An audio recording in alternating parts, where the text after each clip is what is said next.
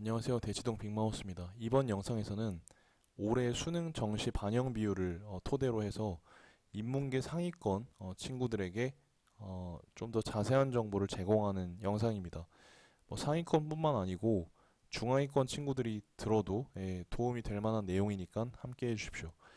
일단은 지금 뭐 올해 같은 경우에 군별로 변화가 일어났다라는 거는 여러분들께서 잘 알고 계실 겁니다. 그래서 서울대하고 서울시립대 같은 경우는 나군, 그 다음에 연대, 고대, 서강, 이화, 숙명, 그리고 한양대 주력학과 같은 경우는 가군, 그 다음에 중앙성균, 경희, 한국외대, 동국대, 건국대, 인하대 같은 경우는 분할 모집을 하니까 크게 신경을 안 쓰셔도 될 것 같고요. 그래서 일단은 군별 이동 변화를 가장 먼저 체크를 해주셔야 합니다. 그리고 이런 변화가 일어난 학교나 학과 같은 경우에는 이제 어느 정도 그 입시 전략에 따라서 어떤 돌파구를 찾을 수 있기 때문에 변수가 많죠. 그래서 눈여겨 보시고 미리 준비해 두실 필요가 있습니다. 그래서 이제 제가 준비한 것이 이 표입니다. 사실은 자 가군 같은 경우는 전부 다 표준 점수를 반영한다라고 생각하시면 될 것 같습니다. 일단 이 중에서 표를 좀 설명을 드리면 지금 눈에 띄는 게 국어분의 수학 비율입니다. 그러니까 이 정시 반영 비율이 이렇게 정해져 있지 않습니까? 그러면 국어가 35%야. 그리고 수학이 25%야. 그럴 때 35분의 25로 계산을 한 수치가 이 0.71인 겁니다. 그러니까 국어를 분모로 놓고 수학을 분자로 놓고 해서 계산을 쭉 한 거죠. 그러니까 이 수치가 작을수록 국어 잘 본 사람이 유리한 거예요.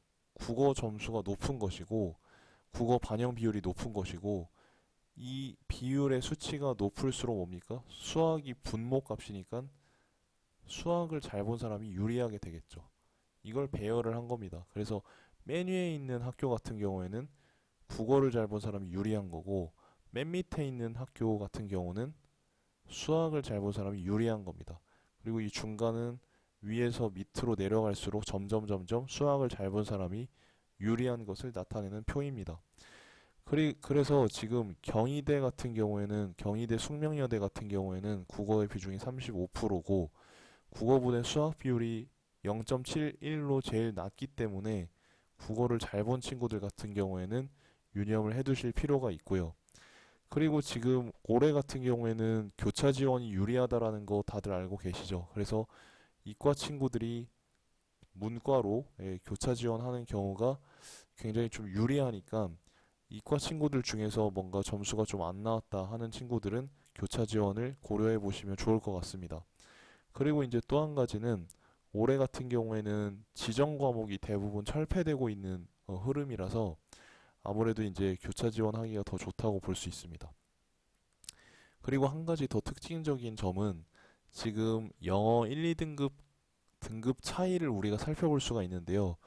지금 이제 요 고려대 서울 인문계열 가정교육 같은 경우에는 예전보다 영어 1, 2등급 간의 차이가 커졌습니다. 커졌고 지금 파란색 화살표로 표시해 놓은 이 대학들 같은 경우는 영어 1, 2등급 간의 점수 차이가 줄어들었습니다. 그래서 영어를 못 본 친구들 같은 경우에는 이 파란색 화살표를 쳐놓은 학교들에 좀 더 주목을 해보실 필요가 있겠다 하는 말씀을 드립니다. 그리고 지금 이제 인제대 약학 같은 경우는 인문에 포진이 되어 있습니다. 그래서 기회의 땅이 될 수가 있겠고 이 경우에는 확통 플러스 사탐을 친 사람들만이 지원을 할 수 있다라는 점을 꼭 유념을 해주셔야겠습니다. 예. 자, 그리고 계속해서 인문 나군으로 가봅니다. 자, 인문 나군에서 중요한 정보는 이제 경인교대하고 대구 한의대의 어떤 특이점입니다. 얘네들이 100분위로 카운팅을 합니다. 그래서 표점보다는 100분위가 좀 더 좋은 친구들은 이제 경인교대와 대구 한의대를 좀 눈여겨 보실 필요가 있다. 특히 대구 한의대 같은 경우에는 올해 변경이 됐어요. 그래서 주의를 해주시고 자 역시나 위에 있는 학교들은 국어를 잘 봤을 때 유리한 학교 이 국어분의 수학 비율이 낮은 학교를 의미를 하고요. 밑으로 갈수록 뭡니까? 수학 본 친구들이 유리한 겁니다. 그쵸? 위에는 국어를 본 친구들이 유리한 거고요. 그래서 본인의 어떤 점수대를 가지고 계산을 해보시면 좋을 것 같습니다.